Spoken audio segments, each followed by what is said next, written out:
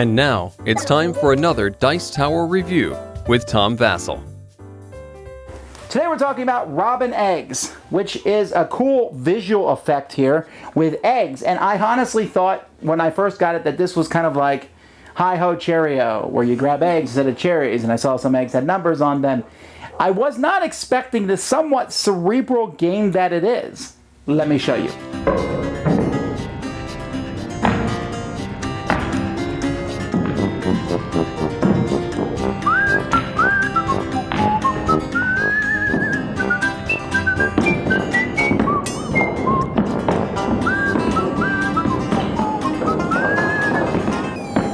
At the beginning of the game of Robbin eggs, you're going to shuffle all these eggs and not shuffle them, but mix them up and place them face down.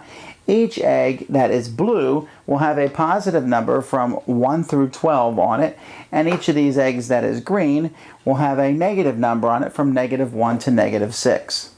A 20-sided die comes with the game, and one person goes first. That person draws a card, and this says, for example, roll the die, turn over 4 eggs one at a time.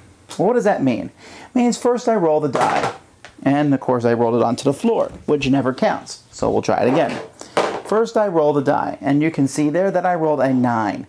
So what I'm trying to do here is I'm trying to get as close to 9 as possible with the eggs that I draw. So how about I draw that 11? Because I knew there was an 11 there, because the player who went before me did that. Okay, so I have an 11, but I want 9.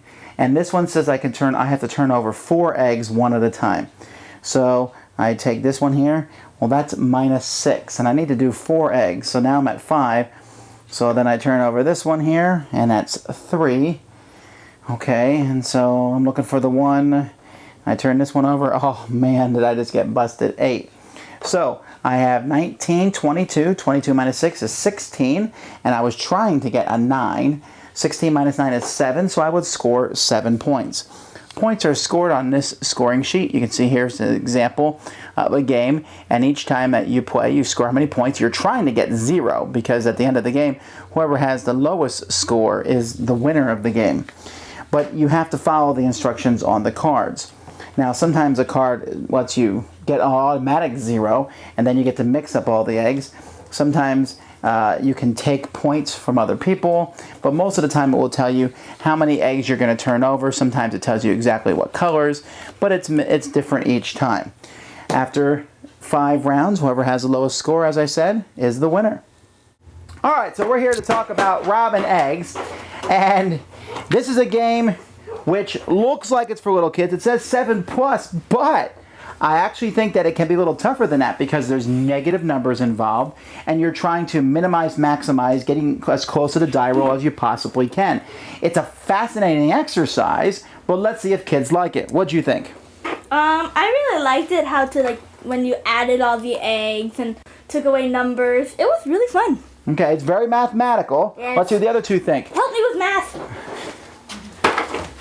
Amy, what'd you think of the game? I like the game because mostly I like it because the negative numbers, and well, it's kind of helpful with if you're doing math or something, because I wasn't really good at the game. What are you looking at? All right, anyway. Okay, next, Holly. What'd you think of the game, Holly?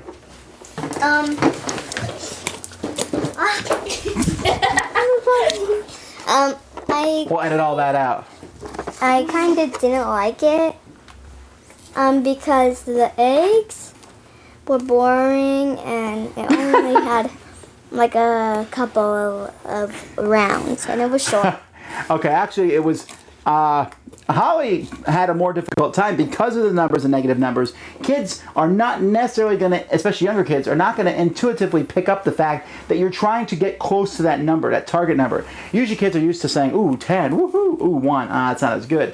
But in this game, you're trying to get positives and negatives to balance out. You're trying to reach a target number, which I find fascinating. I would actually consider playing this with some adults, I think. It would look weird as we're all sitting around pulling up little eggs. La, la, la, la, la.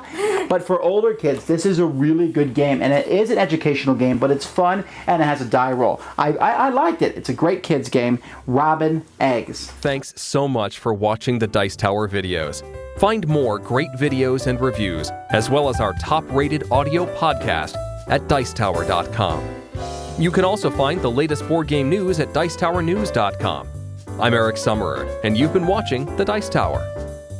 The Dice Tower is sponsored by Fun Again Games, the world's best game source. Fun Again Games has over 5,000 games available. Check them out at funagain.com.